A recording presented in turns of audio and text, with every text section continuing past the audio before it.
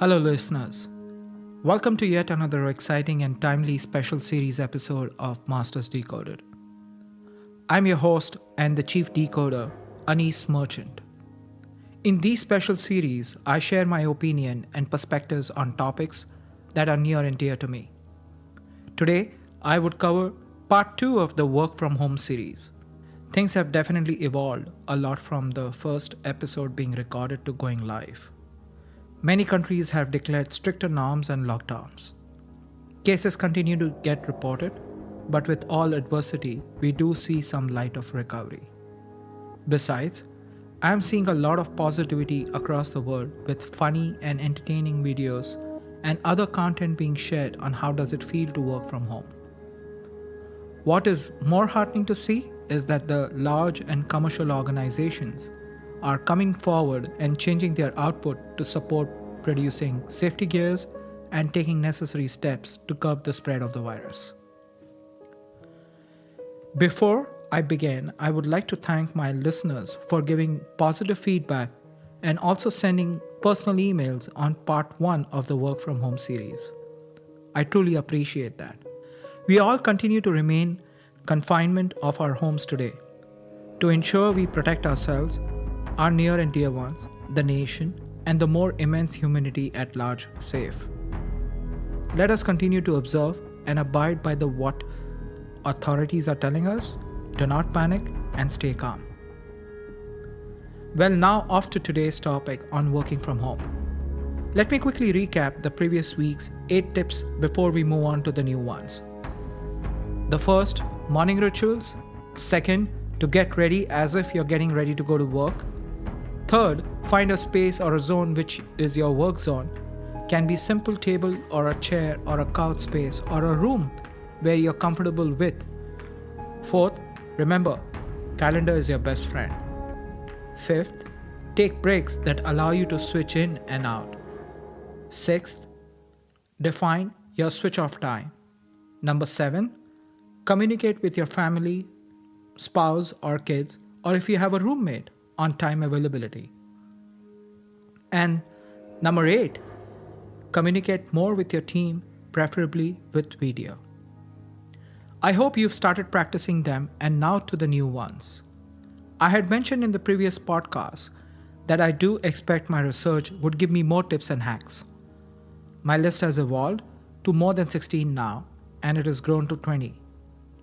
Without much further ado, let us go over the remaining 12. Number 9 in the list is having the right systems of check-ins to ensure you are on top of things.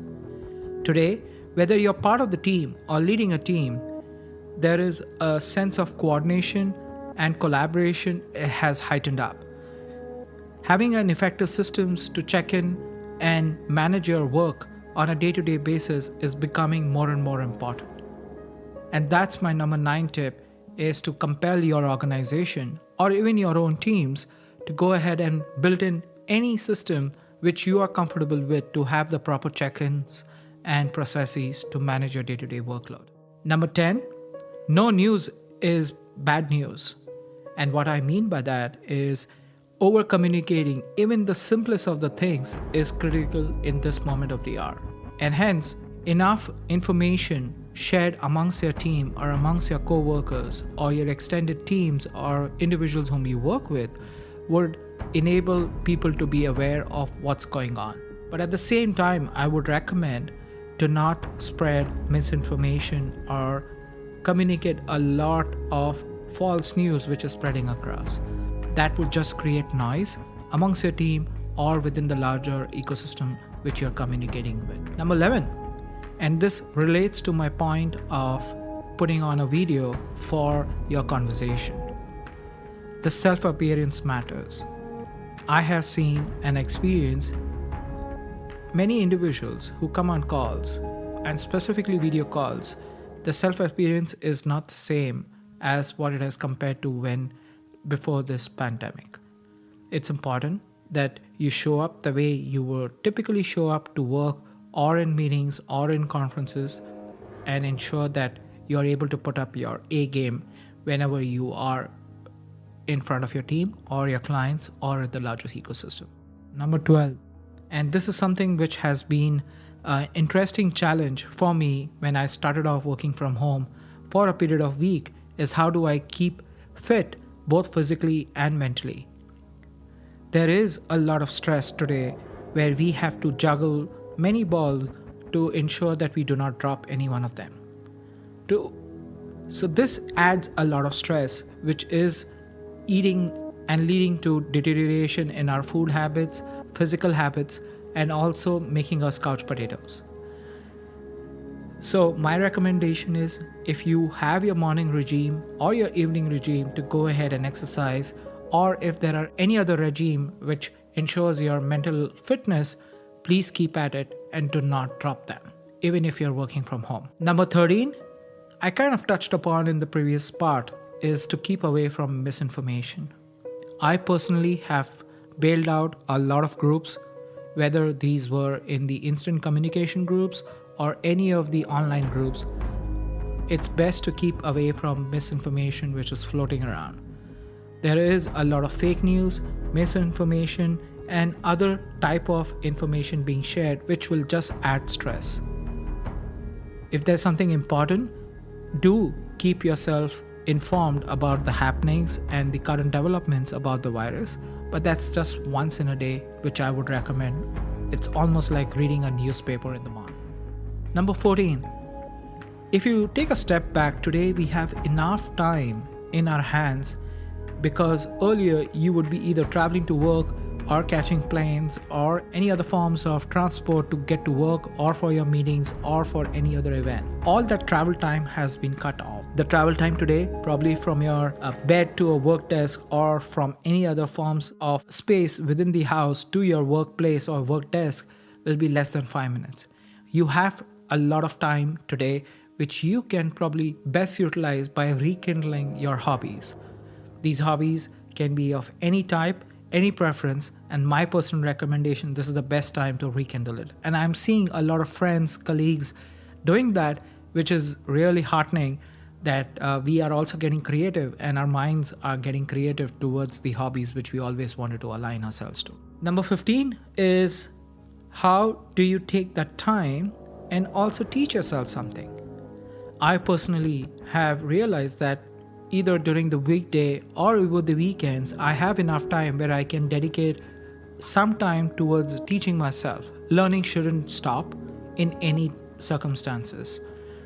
To give you an example, as part of the podcast, I have to learn a lot of sound and sound engineering processes which I never was aware of.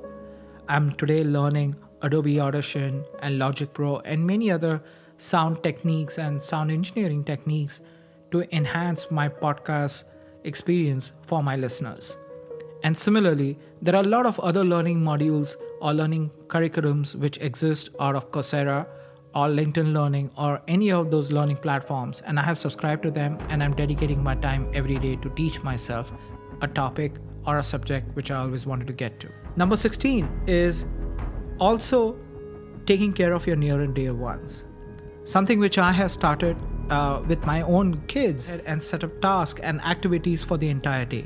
It is as simple as getting them to draw something, or giving them a craft, or learn a musical instrument, or letting them to learn their computer languages or any other aspects which they incline to.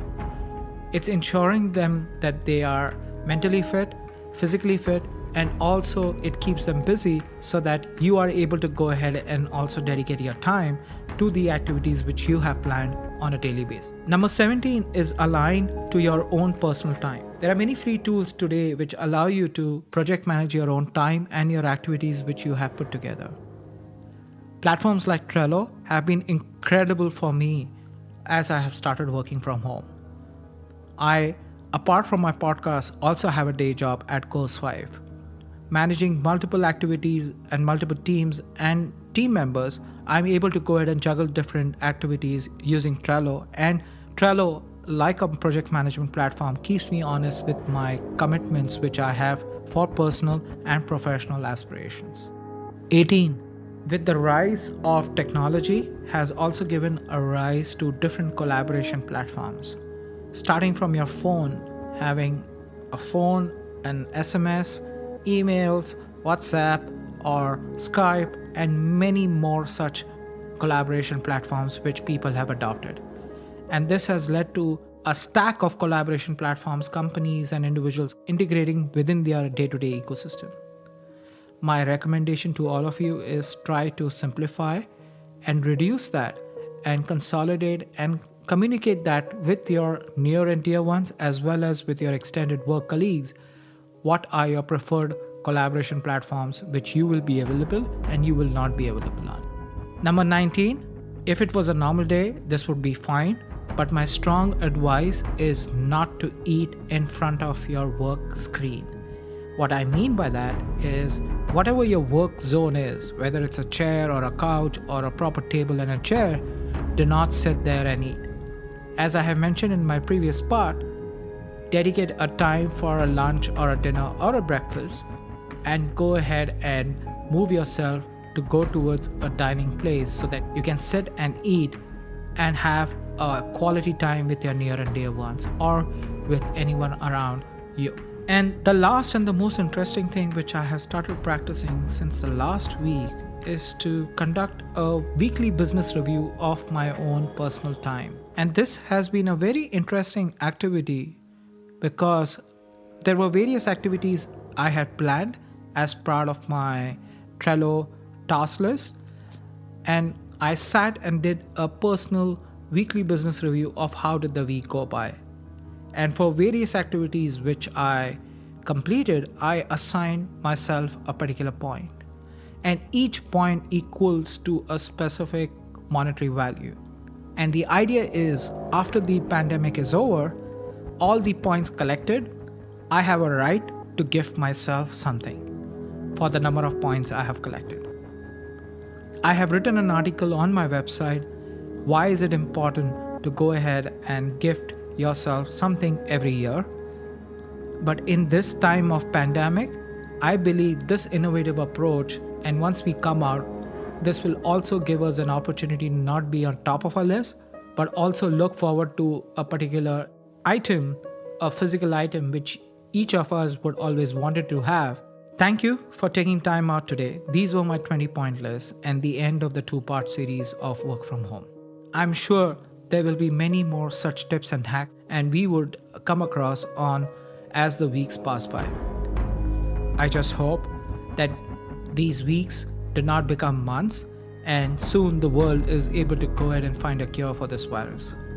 Till that time, I wish all of us to be safe and also healthy, and more importantly, spend the quality time with our near and dear ones. Thank you, and signing off for now. Goodbye and speak to you soon. Thank you for listening in. And we close yet another episode of Masters Decoded. If you've enjoyed the episode, please, you can help us out by sharing it on social media. I would personally appreciate that. It's how we can reach more listeners, and the more listeners we have, the more awesome guests I can get in touch and convince to participate in these conversations that are a joy to have for me, and I hope they are a joy for you to listen as well. You can also help a lot leaving reviews on iTunes or your podcast service of choice. Reviews are surprisingly helpful in supporting the podcast to get to more listeners. If this episode has intrigued you, I would request you to subscribe to the podcast to stay up to date and get notified to the future episodes. With that, I bid you and see you in the next episode.